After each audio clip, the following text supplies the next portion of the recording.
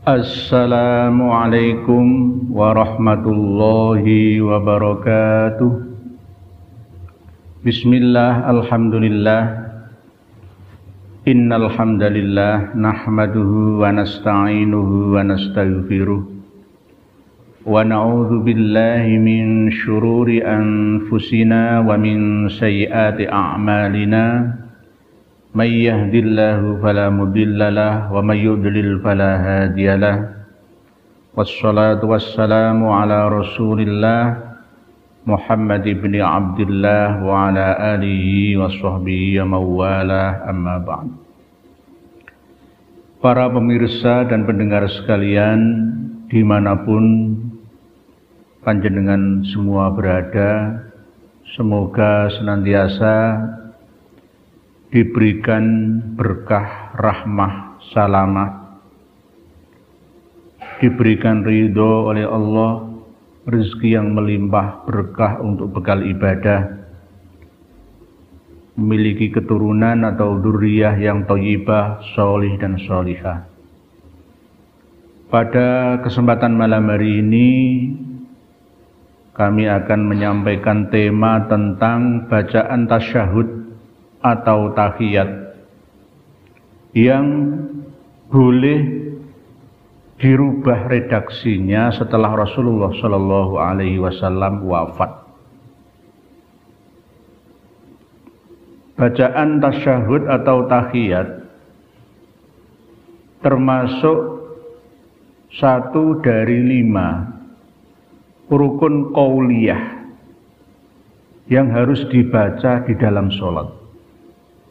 1 adalah takbiratul ihram, 2 bacaan suratul Fatihah, 3 bacaan tasyahud atau tahiyat, 4 bacaan sholawat setelah tasyahud, dan yang kelima adalah salam penutup, niat khuruj atau keluar dari sholat. Bacaan tasyahud atau tahiyat, orang mengenalnya dengan 2 kata ini. Dinamakan tahiyat karena dimulai dengan kalimat at-tahiyat. Dinamakan tasyahud karena di dalamnya ada bacaan syahadat. 2 versi syahadat yang berbeda namun esensinya sama. Sama seperti surat Al-Mulk. Kenapa dinamakan surat Al-Mulk? Karena ada kalimat Al-Mulk. Bisa dinamai surat Tabarok. Tabarakalladzi biyadihil mulku wa huwa ala kulli syai'in qadir. Alladzi khalaqal mauta wal hayata liyabluwakum ayyukum ahsanu amala wa huwal azizul ghafur. Jadi boleh dinamakan bacaan tahiyat, boleh dinamakan bacaan tasyahud. Boleh tasyahud awal, boleh tahiyat awal, boleh tasyahud akhir, boleh tahiyat akhir. Jadi sama sebenarnya, serupa. Para pemirsa dan pendengar sekalian, bacaan tasyahud atau tahiyat di dalam sholat itu bisa dirubah setelah Rasulullah wafat. Ada kalimat yang dihilangkan dari redaksi tahiyat tersebut. Ada 38 sanad yang meriwayatkan asal-usul tahiyat, dan 8 sahabat yang meriwayatkan langsung dari Rasulullah Shallallahu Alaihi Wasallam. Bacaan tahiyat yang sering kita pakai,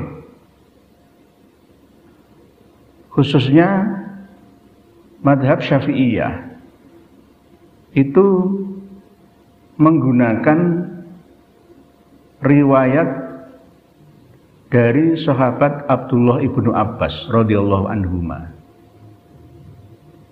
Karena ini dipilih oleh Imam Syafi'i dengan alasan merujuk pada ayat 61 surat An-Nur.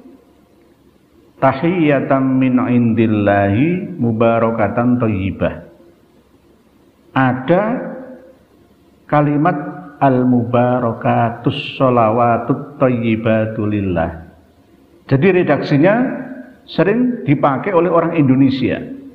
Mazhab Syafi'iyah baik di Mesir, Aljazair, Irak, ya, rata-rata Sunni ala Syafi'i menggunakan redaksi tahiyat yang diriwayatkan oleh Imam Ibnu Abbas radhiyallahu anhuma. Bunyi redaksi tahiyatnya seperti ini. At-tahiyyatul mubarakatus sholawatut thayyibatulillah. Assalamu alayka ayyuhan nabiyyu wa rahmatullahi wa barakatuh. Assalamu alayna wa ala ibadillahis shalihin. Ashhadu an la ilaha illallah wa ashhadu anna Muhammadar Rasulullah. Ini nanti ada perbedaan dengan riwayat lain. Ini didukung oleh para pengikut mazhab Syafi'iyah termasuk Imam An-Nawawi. Dalam syarah Muslim juga begitu, menerangkan bahwa tingkatan tahiyat yang paling afdol menurut mazhab Syafi'i itu satu, tahiyat yang diriwayatkan, redaksi tahiyat tasyahud yang diriwayatkan oleh Imam Ibnu Abbas. Nomor dua, redaksi tahiyat atau tasyahud yang diriwayatkan oleh Imam Ibnu Mas'ud atau Abdullah Ibnu Mas'ud. Yang ketiga adalah redaksi tahiyat atau tasyahud yang diriwayatkan oleh Imam Abdullah Ibnu Umar. Yang keempat adalah redaksi tahiyat atau tasyahud menurut riwayat sahabat Abu Musa al-Asy'ari. Apakah semuanya benar? Ya benar. Apakah Rasulullah menyampaikan langsung itu dengan kalimat sesuai dengan apa yang diriwayatkan oleh para sahabat itu? Ya wallahu a'lam. Satu guru bisa beda murid. Sama seperti kalau kita tarik ke belakang, murid-muridnya Haji Umar Said Cokro Aminoto, Hos Cokro Aminoto. Murid-murid beliau adalah orang yang berbeda-beda faham. Soekarno berfaham nasionalis, sosialis. Murid beliau Kartosuwiryo berpaham agamis, separatis. Murid beliau Musa Munawar berfaham komunis sosialis. Ya beda-beda padahal gurunya sama. Gurunya Mbah Yai Hasyim Asy'ari dengan Romo Kiai Haji Ahmad Dahlan juga ada yang sama, tapi muridnya bisa beda. Begitu juga murid dari para imam mazhab juga kadang berbeda dengan gurunya. Ini sebuah kewajaran. Jadi tidak perlu dipermasalahkan. Inilah bukti luasnya pengetahuan Islam. Jangan dilihat dari segi perbedaan dan perpecahannya, tapi lihatlah dari segi esensinya, sama.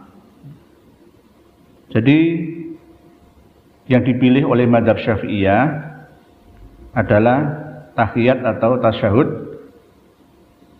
redaksinya diriwayatkan oleh Imam Ibnu Abbas. Menurut Imam Abu Hanifah dan Imam Ahmad bin Hambal atau Imam Hanafi dan Imam Hambali lebih memilih redaksi tahiyat yang diriwayatkan oleh sahabat Abdullah ibnu Mas'ud. Ini dicantumkan dalam Sahih Bukhari nomor hadis 6265 dan ini benar-benar sahih. Bunyi redaksi tahiyatnya adalah At-tahiyyatu lillah was-shalawatu wat-thayyibat. Assalamu alayka ayyuhan nabiyyu wa rahmatullahi wa barakatuh. Assalamu alayna wa ala ibadillahis shalihin. Asyhadu an la ilaha illallah wa asyhadu anna Muhammadan abduhu wa rasuluh. Nah, ini tasyahudnya beda. Kalau Imam Ibnu Abbas tasyahudnya adalah asyhadu an la ilaha illallah wa asyhadu anna Muhammadar Rasulullah. Tapi Abdullah ibnu Mas'ud meriwayatkan beda. Asyhadu an la ilaha illallah wa asyhadu anna Muhammadan abduhu wa rasuluh. Jadi ada tambahan at-tahiyyatu lillah, ya. Was-shalawatut thayyibat, ya. Jadi tidak ada al-mubarakat, enggak ada. Dan menurut pendapat dari Imam Abdullah ibnu Mas'ud ini menambahi hadis yang dicantumkan oleh Imam Bukhari nomor 6265 dengan tambahan wahwa baina dhahranaina. Rasulullah mengajari kami, ya Abdullah ibnu Mas'ud, dengan bacaan tasyahud seperti ini. At-tahiyyatu lillah was-shalawatut thayyibat dan seterusnya, itu dengan cara kedua tangan Abdullah ibnu Mas'ud itu dipegang oleh Rasulullah. Seperti Rasulullah mengajari para sahabat surat dari Al-Quran. Jadi tahiyat atau tasyahud itu hampir sejajar dengan Al-Quran, tapi bukan Al-Quran, karena redaksinya bisa berbeda-beda. Kalau Al-Quran kan jelas, inna nahnu nazzalna dzikra wa inna lahu lahafizun, benar-benar dijaga, ya, keasliannya, tidak berubah kalimatnya. Tapi kalau tahiyat ini, ya, hanya menjadi rukun komponen utama yang wajib dibaca pada waktu sholat. Bisa berbeda-beda, bahkan Imam Abdullah ibnu Mas'ud menambahi wahwa baina dhahranaina.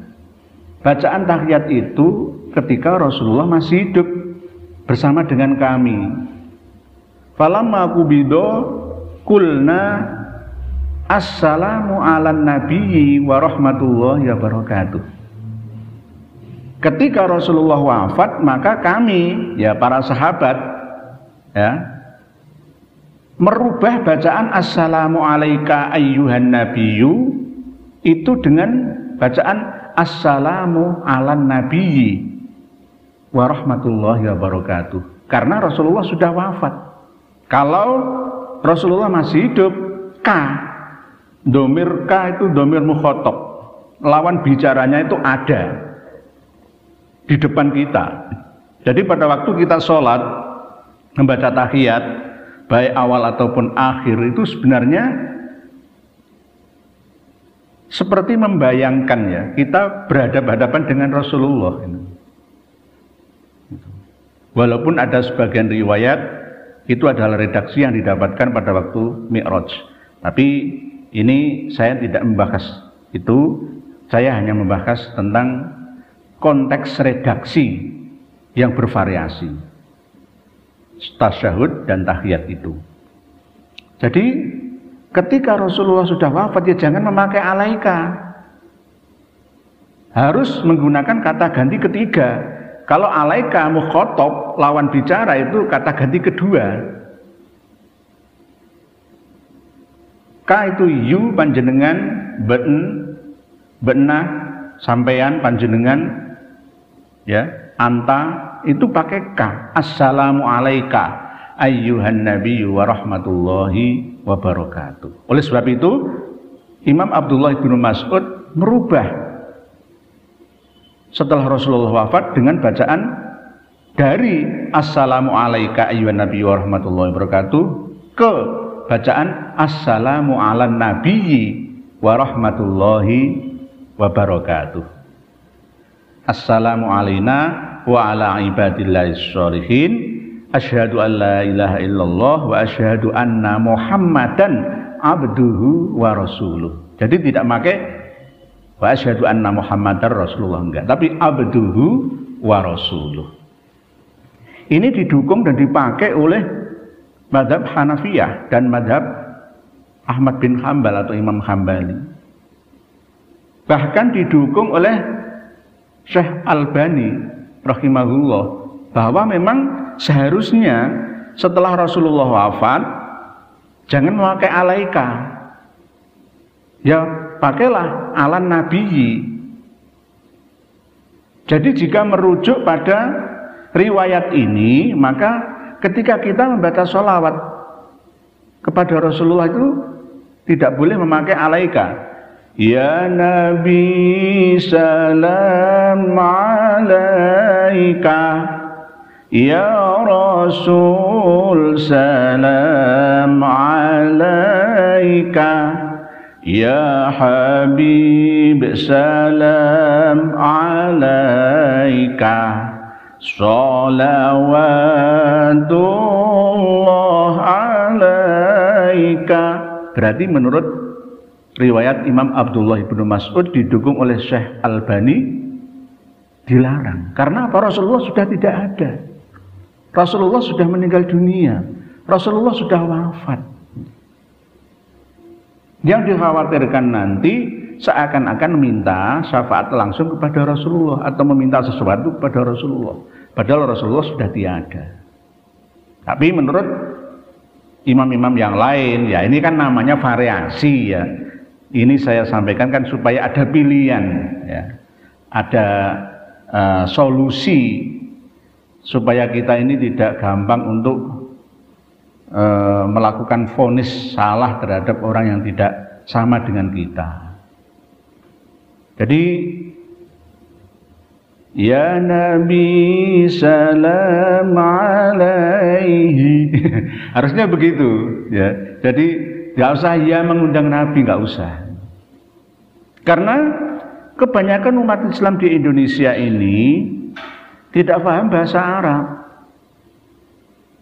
Ketika membaca sholawat Nabi yang ada K-nya itu tidak bisa membedakan antara meminta kepada Allah dengan meminta kepada Rasulullah. Coba lihatlah ketika ada Maulid Mahalul Qiyam gitu ya, yang membaca sholawat ya Nabi salam alaika, itu bayangannya seperti apa? Kan nggak terarah, fokusnya kepada Allah atau kepada Rasulullah gitu. Berbeda dengan nagom qasidah atau lagu yang isinya meminta munajat istighosah kepada Allah. Misalkan ilahana ya ilahana yassir lana umurana. Itu minta kepada Allah, ya Allah mudahkanlah urusan kami. Jadi mintanya kepada Allah jelas gitu. Tapi kadang-kadang ini jumbuh gitu. Tidak bisa membedakan karena redaksinya bahasa Arab dan kebanyakan umat Islam kita ini awam. Ya, tidak tahu artinya bahasa Arab yang dibaca atau diucapkan atau dinyanyikan itu. Jadi menurut yang kedua ini, redaksi tahiyat atau tasyahud ala riwayat Imam Abdullah ibnu Mas'ud adalah at-tahiyyatu lillah, ya. Was-sholawatut thayyibat, assalamu ala nabiyyi wa rahmatullahi wa barakatuh, assalamu alaina wa ala ibadillahis sholihin, asyhadu an la ilaha illallah wa asyhadu anna muhammadan abduhu wa rasuluh. Beda dengan riwayat Ibnu Abbas. Berikutnya adalah tasyahud atau tahiyat riwayat Abdullah ibnu Umar. Bunyinya adalah at-tahiyatu lillah, az-zakiyatu lillah, at-tayyibatu sholawatu lillah. Beda. Assalamu alayka ayyuhan nabiyyu wa rahmatullahi wa barakatuh. Assalamu alayna wa ala ibadillahis sholihin. Asyhadu an la ilaha illallah wa asyhadu anna muhammadan abduhu wa rasuluh. Sama seperti riwayat Abdullah ibnu Mas'ud. Dari Ibnu Umar ini sama tasyahudnya. Cuma beda dengan riwayat Ibnu Abbas dan riwayat Ibnu Mas'ud, karena ada tambahan az-zakiyat, at-tahiyyatu lillah, az-zakiyatu lillah, ya. As-sholawatut thayyibatu lillah. Cuma tidak merubah redaksi assalamu alaika dirubah dengan assalamu ala nabi, tidak. Yang merubah assalamu ala nabi wa rahmatullahi wa barakatuh itu adalah riwayat dari Abdullah ibnu Mas'ud yang didukung oleh madhab Hanafiyah dan madhab Hambaliyah atau Imam Hambali. Nah, riwayat dari Abdullah ibnu Umar ini lebih didukung oleh madhab Malikiyah atau Imam Malik, madhab Maliki, karena memang saat itu Amaliyah, ya, penduduk Madinah itu memang diseragamkan, karena pada waktu itu Imam Malik posisinya berada di Madinah dan lebih mengambil riwayah dari Abdullah ibnu Umar, karena atas dasar pada waktu Rasulullah sudah wafat sekalipun, sahabat Umar bin Khattab ini juga mengajari para sahabat yang lain dengan bacaan tasyahud yang seperti itu, tidak merubah alaika dirubah dengan al-nabi, dan redaksi at-tahiyyatu lillah, az-zakiyatu lillah, as-sholawatut thayyibatu lillah. Begitu. Assalamu alaika ayyuhan nabiyyu wa rahmatullahi wa barakatuh. Assalamu alayna wa ala ibadillahis sholihin. Asyhadu an la ilaha illallah wa asyhadu anna muhammadan abduhu wa rasuluh. Sama seperti riwayat Abdullah ibnu Mas'ud, didukung oleh Imam Malik, karena hadis yang paling tua dalam sejarah Islam itu adalah hadis yang dirangkum, dikumpulkan, dikarang kitabnya oleh Imam Malik, karena beliau adalah termasuk tabi'in, pernah bertemu dengan sahabat Nabi, bahkan putra dari seorang yang sangat alim yaitu Anas bin Malik. Kitab hadis yang paling tua dan terkenal biasa dipelajari di pesantren-pesantren adalah kitab Al-Muwatta namanya. Saya pernah belajar itu dan mengkajinya dengan sistem mensyarah dari guru saya. Kitab Al-Muwatta. Belum ada Bukhari Muslim, belum ada hadis-hadis yang lain. Hadis-hadis itu ada pada abad 2 Hijriah, 180 tahun setelah hijrahnya Nabi. Jadi paling tua kitab hadis itu adalah kitab Al-Muwatta karangan Imam Malik. Para pemirsa dan pendengar sekalian rahimakumullah, ini riwayat dari Ibnu Umar, tahiyat atau tasyahud dengan redaksi seperti itu. Yang keempat adalah redaksi tasyahud atau tahiyat dari sahabat Abu Musa al-Ash'ari. Redaksinya lebih singkat lagi. At-tahiyyatus sholawatut thayyibatu lillah. Assalamu alayka ayyuhan nabiyyu wa rahmatullahi wa barakatuh. Assalamu alayna wa ala ibadillahis sholihin. Asyhadu an la ilaha illallah wa asyhadu anna Muhammadan abduhu wa rasuluh. Tiga-tiganya ini selain Ibnu Abbas ya, pakai wa asyhadu anna Muhammadan abduhu wa rasuluh. Beda ya. Jadi inilah yang dinamakan tasyahud atau tahiyat itu bukan seperti Al-Qur'an. Hanya hampir sama seperti Al-Qur'an saking pentingnya. Ya. Intinya sholat. Jadi kalau Al-Qur'an kan jelas tidak bisa berubah. Kalau tasyahud bisa berubah-ubah. Bahkan ada riwayat-riwayat lain yang lain. Tasyahud atau tahiyat ini sanadnya itu 38 yang meriwayatkan. Lah yang meriwayatkan langsung dari sahabat yang bertemu langsung dengan Rasulullah yaitu tasyahud atau tahiyat yang diriwayatkan oleh Sayyidatina Aisyah, istri beliau Rasulullah sendiri. Yang kedua diriwayatkan langsung oleh sahabat Umar bin Khattab. Ketiga diriwayatkan langsung oleh Abu Musa al-Ash'ari. Yang keempat sahabat Jabir bin Abdullah. Yang kelima sahabat Samurah bin Jundab. Yang keenam sahabat Abdullah ibnu Mas'ud. Ketujuh sahabat Abdullah ibnu Abbas. Kedelapan sahabat Abdullah ibnu Umar. Jadi 8 perawi yang meriwayatkan redaksi tahiyat atau tasyahud yang berbeda-beda itu. Silakan diikuti mana yang sesuai. Tapi di Indonesia ini kebanyakan menggunakan riwayat tasyahud tahiyat dari Ibnu Abbas radhiyallahu anhuma. At-tahiyyatul mubarakatus sholawatut thayyibatu lillah. Assalamu alayka ayyuhan nabiyyu wa rahmatullahi wa barakatuh. Assalamu alayna wa ala ibadillahis sholihin. Asyhadu an la ilaha illallah wa asyhadu anna Muhammadar Rasulullah. Baru tambahan sholawat, baru boleh salam. Kalau menggunakan riwayat Ibnu Mas'ud, apakah boleh? Ya boleh. Berarti merubah redaksi tahiyat atau tasyahud itu. Boleh. Karena ada imamnya, ada panutannya. Abdullah ibnu Mas'ud juga menerima ya pengajaran langsung dari Rasulullah.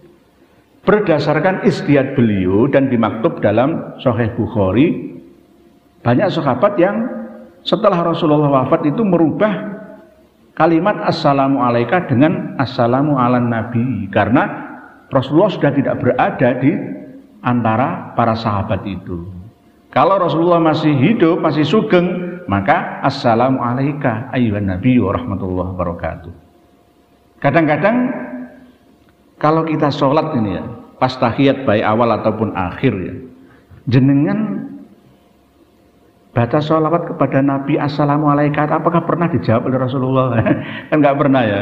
Seakan-akan itu Rasulullah di depan kita, assalamualaikum ayyuhan nabi. Atau hanya sekedar memang yang diajarkan oleh Rasulullah pada waktu itu ya kalimatnya seperti itu, nggak usah dirubah. Ya ini kan macam-macam.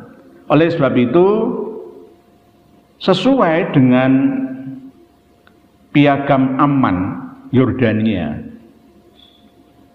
pada waktu berkumpulnya ulama dunia, seluruh dunia, 200-an lebih ulama seluruh negara muslim di dunia, 50 negara lebih, memutuskan bahwa tidak boleh mengkafirkan, memurtadkan, mengatakan musyrik, syirik, menerakakan, mengatakan sesat kepada 8 pengikut mazhab yang ada di seluruh dunia. Pertama, mazhab Sunni Maliki, mazhab Sunni Hanafi, mazhab Sunni Syafi'i, madhab Sunni Hambali, madhab Syiah Ja'fariyah, madhab Syiah Zaidiyah, madhab Khawarij Ibadi, dan madhab sempalan Sunni Daud Al-Zahiri. Dan ditambah lagi tidak boleh menvonis sesat kafir kepada pengikut Asy'ariyah, akidah Asy'ariyah. Biasanya kalau dalam Ahlussunnah wal Jamaah itu dua, Asy'ariyah dan Maturidiyah. Dan madhab Sufi atau tasawuf serta madhab Salafi yang asli. Jadi ini sudah disepakati konon. Piagam Amman Zordania, pertemuan mulai tanggal 4 sampai tanggal 6 Juli tahun 2005 yang lalu memutuskan ini. Oleh sebab itu, jika ada umat Islam yang belum memahami kesepakatan piagam ini, maka dia ketinggalan informasi. Misalkan di Pamekasan, di Lamongan, di Situbondo menolak kedatangan penceramah Ustadz Hanan At-Taqi, berarti dia kurang paham. Karena pada waktu itu orang Indonesia yang ikut menandatangani piagam Amman Yordania itu termasuk ketua PBNU pada waktu itu almarhum Romo Kiai Haji Hasyim Muzadi dan wakil ketua PBNU Rozi Munir. Begitu juga rektor Universitas Asy-Syafi'iyah Ibu Tuti Alawiyah. Jadi ini kesepakatan, harus dipahami. Jangan sampai justru orang NU tidak paham. Bahkan tanggal 6 Februari di Hotel Shangri-La Surabaya kemarin diadakan seminar fikih peradaban, mengundang ulama-ulama dari beberapa negara di luar Indonesia. Dan bahkan rujukannya malah justru ke piagam PBB. Lagi piye to? Kang Yakut Khalil, Kang Yahya Khalil Sakuf. Piye Kang?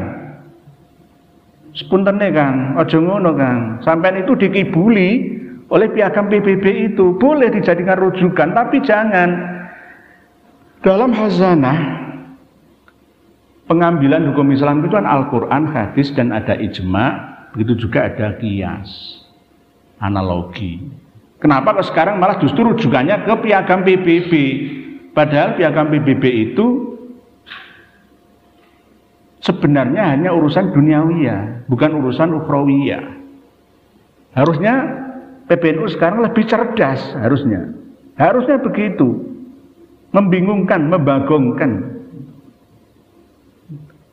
Justru malah membuang piagam Amman Yordania, merujuk ke fikih peradaban yang berkiblat pada piagam PBB.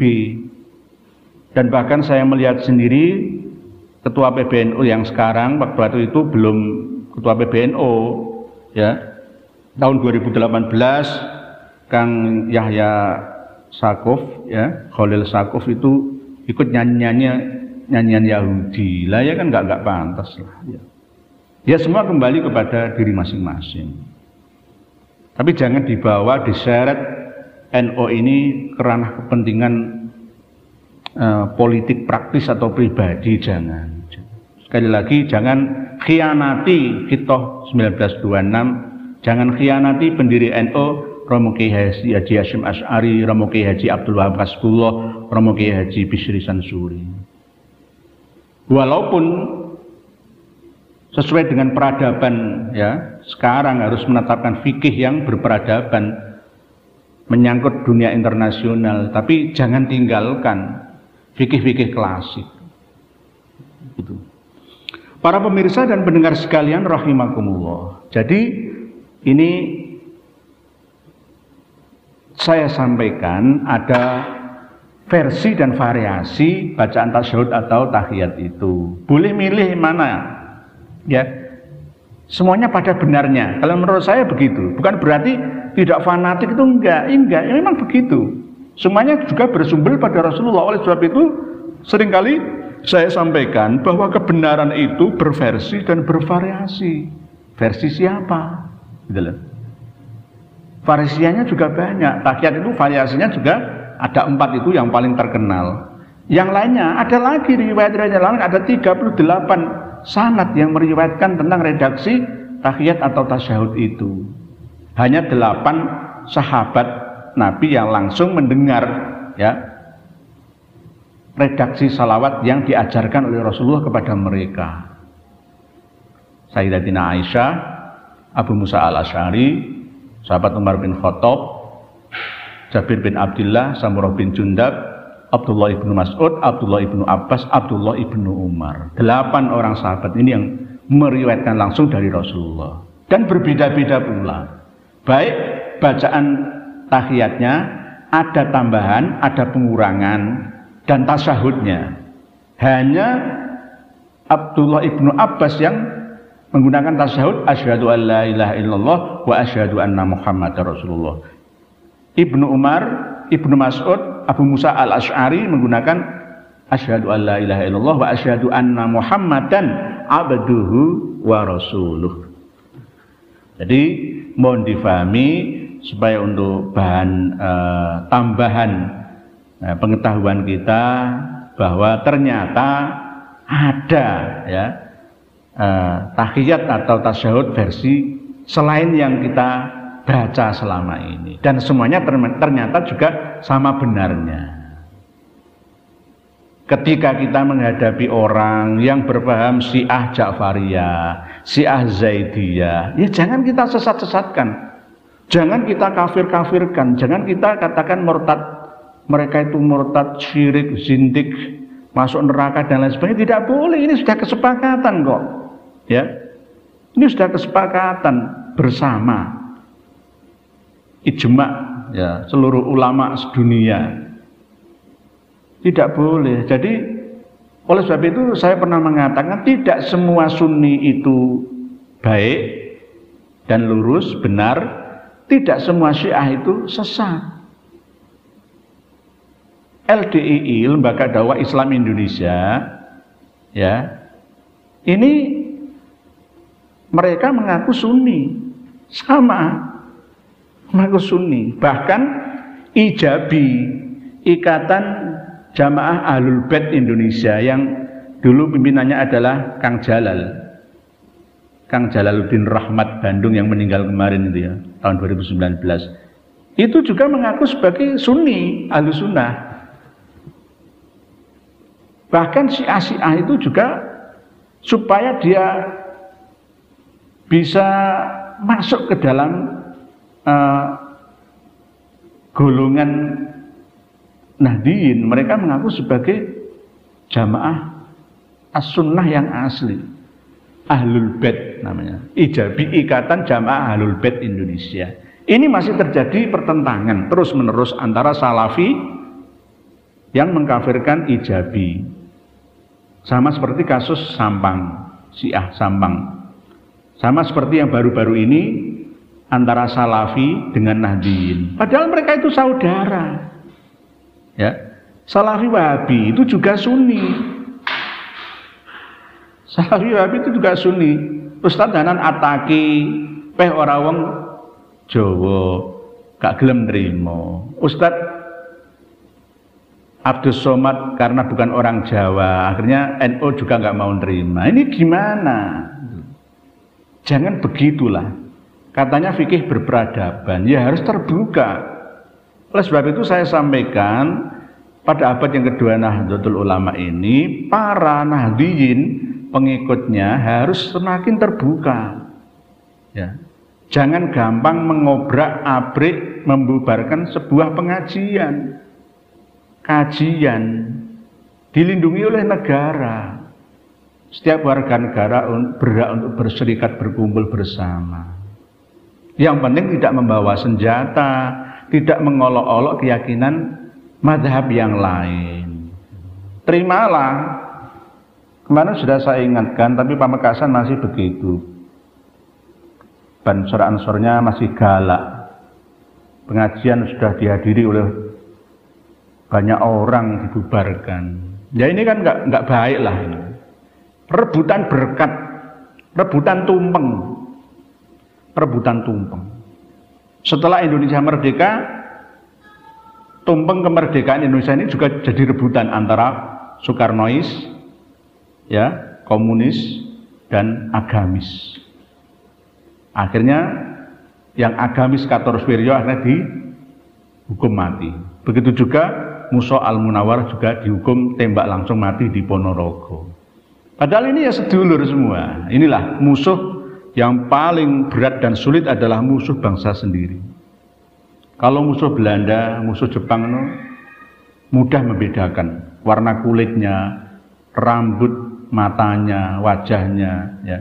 Tapi kalau musuh dengan bangsa sendiri ini yang sulit, lebih bahaya, lebih berbahaya.